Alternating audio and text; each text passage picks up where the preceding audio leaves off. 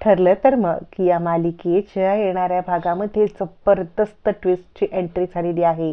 CCTV footage चैतन्य समोर आणत आपल्या आपल्या मित्राला आता मृत्यूच्या दाढेतून अर्जुन बाहेर काढणार आहे.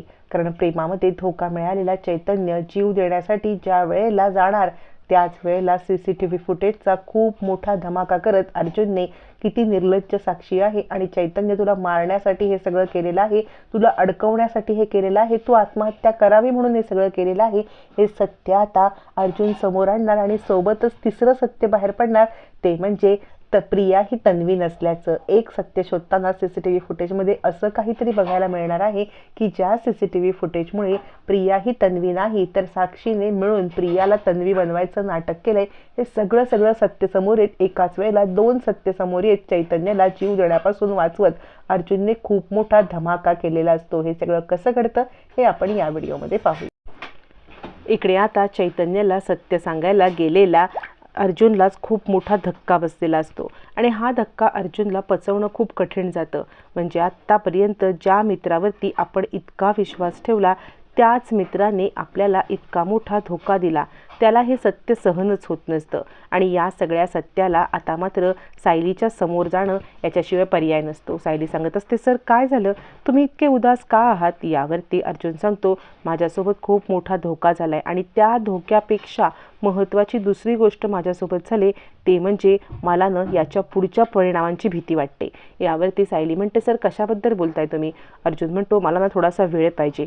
म्हणजे चैतन्याच्या घरी भेटायला मी गेलो होतो त्याला, पण त्यावेळेला चैतन्याच्या सोबत मी साक्षीला पाहिलं.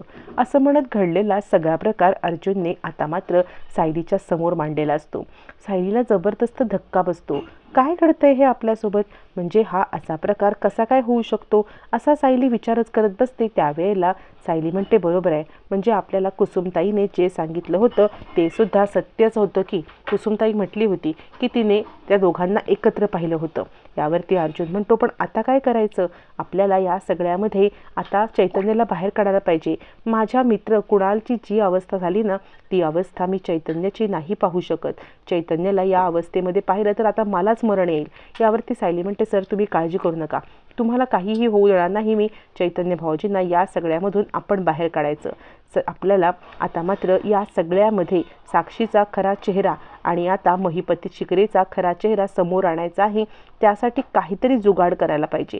यावरती आता मात्र अर्जुन सांगतो, एक काम करता येईल, मला असं वाटतंय की आपल्याला या सगळ्यामध्ये साक्षी खुनी आहे हे सिद्ध करायला पाहिजे. साक्षी खुनी आहे हे जेव्हा आपण सिद्ध करू ना तेव्हा चैतन्याचा विश्वास बसेल की ही मुलगी खोटारडी आहे आणि फक्त ती या गोष्टीसाठीच त्याचा वापर करते आहे. सायली म्हणते, तुम्ही जे सर करायचं ते करा, मी या सगळ्यामध्ये तुमची साथ द्यायला तयार आहे.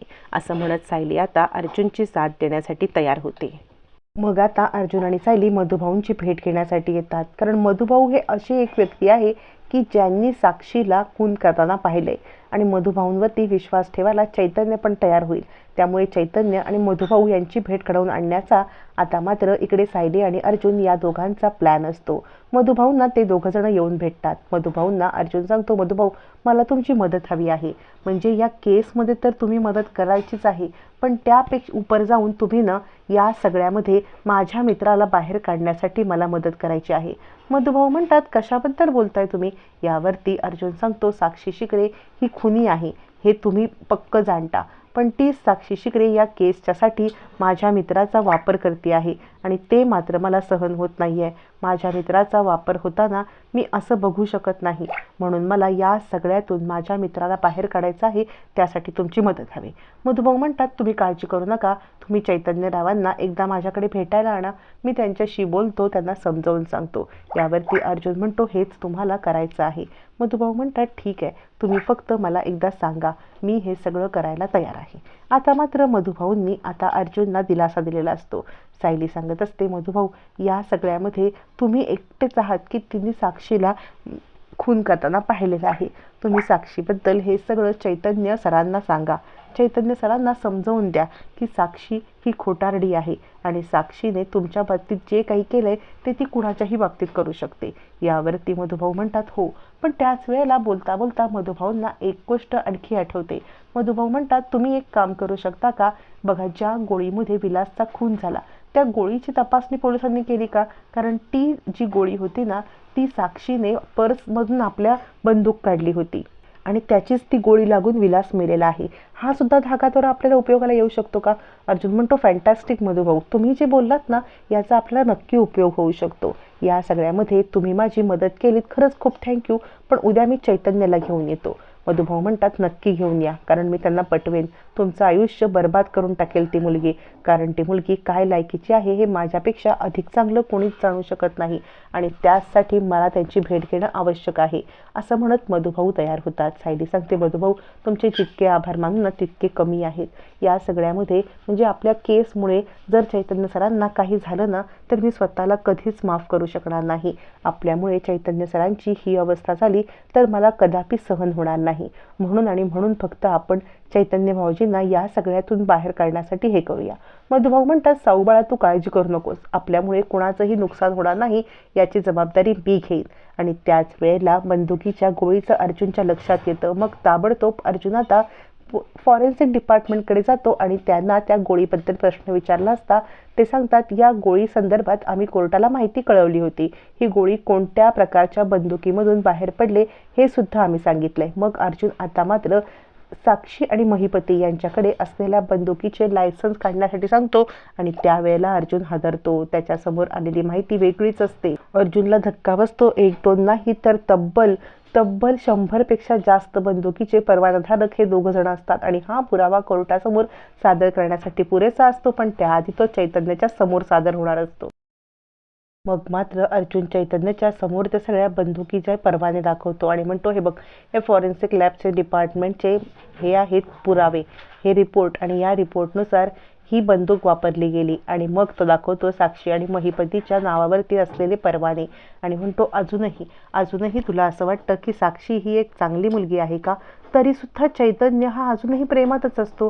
तो म्हणतो, अर्जुन तू काहीही दाखवलंस ना तरी मला साक्षीने सांगितलेलं आहे की तिचे अण्णा आधीनं हे काम करायचे, पण त्यांनी हे काम सोडलंय.